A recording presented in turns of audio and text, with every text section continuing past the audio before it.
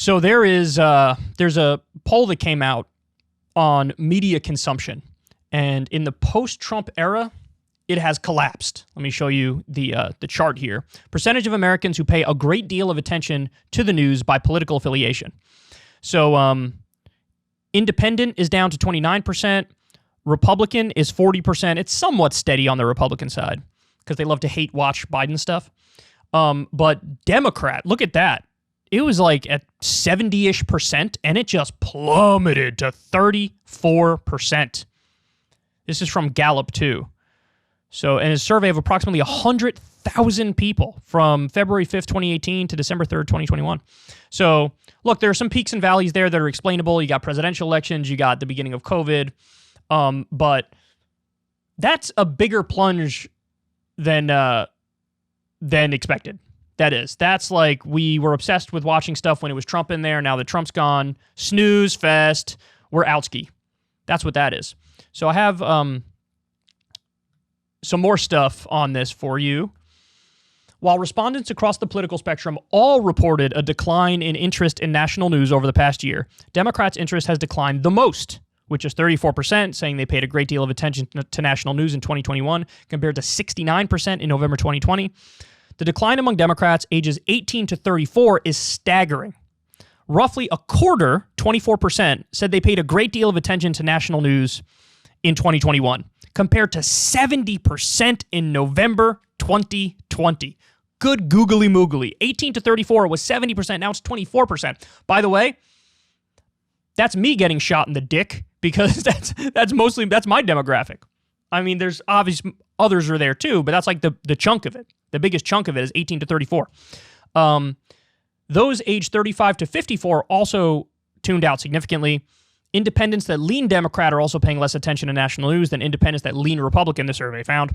National news again peaked in March 2020 at the onset of the pandemic, and again in November 2020 during the presidential election. So, look, I'm always railing against the biases and the poor incentives of corporate media.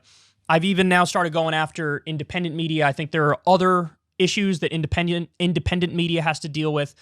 Probably one of the biggest ones is just preaching to the choir. You know, it's audience capture. I'm literally just going to come out here and feed you the things that I know you want to hear because you want to hear it, and that's how I get more popular. I think that's actually a big problem. I don't think very many creators have the balls to say, I think this, and I know most of you will disagree with it, but I'm still going to say it because it's what I think, and let the chips fall where they may. If that hurts me, it hurts me. If it doesn't, it doesn't, but I'm just going to be honest with everybody. So independent media, new media has a different issue. It also has the issue of fringe elements that are genuinely fringe, that are fucking psychotic, who give the rest of independent media a bad look. You know, somebody like Alex Jones is a good example, although he's been mostly deplatformed now, which I oppose, by the way. But, you know, people could look at that as like, that's representative of independent media and new media, and that's not good. So there are other issues with independent media and new media, but look, you got to keep it real. There are also issues with what the audience is interested in. Now, I think that, you know, my audience is generally better on this than a lot of other audiences, but it is true that the squeaky wheel gets the grease, man. The sensationalism is the thing that sells. The conflict is the thing that sells. And so, you know, when I just do dry, straightforward segments like, you know, go look at a segment we did the other day, plus 41% increase in child poverty, that video had way fewer views than, you know, a video on a conflict or something. Now, Russia versus Ukraine is interesting enough and important enough where that should have gotten a shitload of views. But, like, you know, it could be personality-driven garbage that gets more than purely substantive. So I also think there's this problem more generally, not just in corporate media, but also in new media, of the reality starification of news.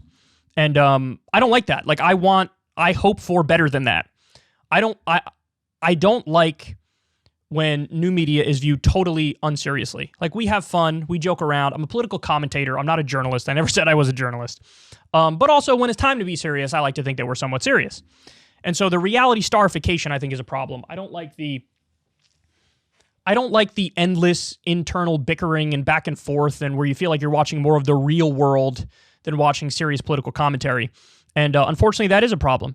And I think that you get these big spikes with the big events, the beginning of COVID, the presidential elections. You got a whole lot of people watching when it was the Trump years, because Trump was fucking psycho and always gave us something to laugh at and was always interesting. But look, the problems in the world are still there.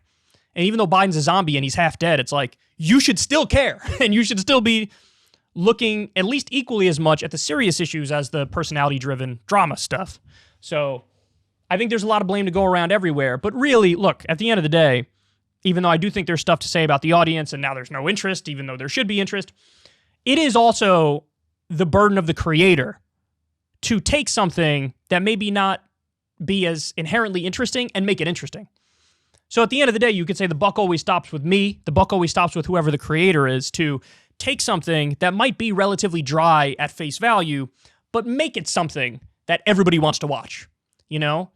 And so sometimes it's harder to do that with income and wealth inequality videos. It's like everybody's like, yeah, I know how bad it is. You don't need to tell me more specifics on how bad it is. Or climate change. Yeah, I know how bad it is. You don't need to tell me more specifics on how bad it is. But, you know, the trick is, how do we find a way to make that more interesting where you're just as likely, if not more likely, to click that video versus some personality-driven bullshit drama. So anyway, that's my breakdown. And man, what a giant decline. I hope everybody gets more interested in news and politics and keeps that interest, because it's everything. It is everything to your life and my life and everybody's life. Politics literally encapsulates everything. How do we structure society? What are the laws? What are the rules? How do we act? What's acceptable? What's not acceptable? All that stuff is politics, and it's crucially important. Ever since Adpocalypse, when YouTube defunded all independent news and politics overnight, we haven't trusted them. We know they can pull the rug out from underneath us at any time. If you enjoy this content, please consider tipping $1 or $2 per month on the Secular Talk Patreon. Link in the video description box below. Thanks for your support.